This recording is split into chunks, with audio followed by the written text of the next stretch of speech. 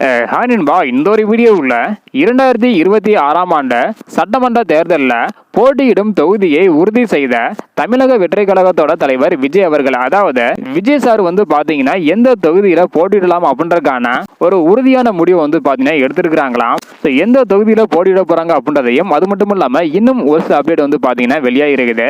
அதையும் இந்த ஒரு வீடியோவில் டீட்டெயில் பார்க்க போகிறோம். அதுக்கு முன்னாடி விஜய் சார் எந்த தொகுதியில் போட்டியிட்டா நல்லா இருக்கும் அப்படின்றதையும், அது மட்டும் இல்லாம எத்தனை தொகுதியில வெற்றி பெற வாய்ப்பு இருக்கு அப்படின்றக்கான உங்களுடைய கருத்தையும் மறக்காம கமெண்ட் பண்ணுங்க. ஓகே அன்பா, வாங்க நினைக்கிற வீடியோக்குள்ள போகலாம். ஓகே அன்பா, ஒரு புறம் கூட்டணி பேச்சுவார்த்தை, மறுபுறம் தேர்தல் பிரச்சாரம் என தேர்தல்களை பாத்தீங்கன்னா சூடுபிடிக்க தொடங்கி இருக்குது.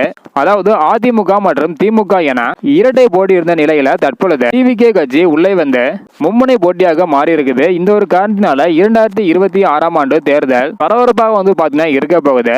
இந்த ஒரு நிலையில தேமுதிக நிறுவன தலைவர் விஜயகாந்த் சார் பாத்தீங்கன்னா சட்டசபை தேர்தலில் முதல்ல கடலூர் மாவட்டம் விருத்தாச்சலம் இங்கேதான் போட்டியிட்டு வெற்றி பெற்றிருந்தாங்க. இந்த நிலையில தமிழக வெற்றி கழகத்தோட தலைவர் விஜய் அவர்களும் பாத்தீங்கன்னா கடலூர் மாவட்டம் விருத்தாச்சல தொகுதியில போட்டியிட போவதாக ஒரு தகவல் பாத்தீங்கன்னா கிடைச்சிருக்குது. கேப்டன் சாருக்கு விருத்தாச்சலம் வெற்றியை கொடுத்தது போலவே விஜய் சாருக்கும் கண்டிப்பாக விருத்தாச்சலம் தொகுதி வெற்றியை கொடுக்கும் என எதிர்பார்க்கப்படுகிறது. சோ வெயிட் பண்ணி பார்க்கலாம் நண்பா. விஜய் சார் விருத்தாச்சலம் தொகுதியில போட்டியிட போவதாக சொல்லப்படுகிறது. இதை பத்தி உங்களுடைய கருத்து என்ன அப்படின்றத மறக்காம கமெண்ட் பண்ணுங்க. தேங்க்யூ.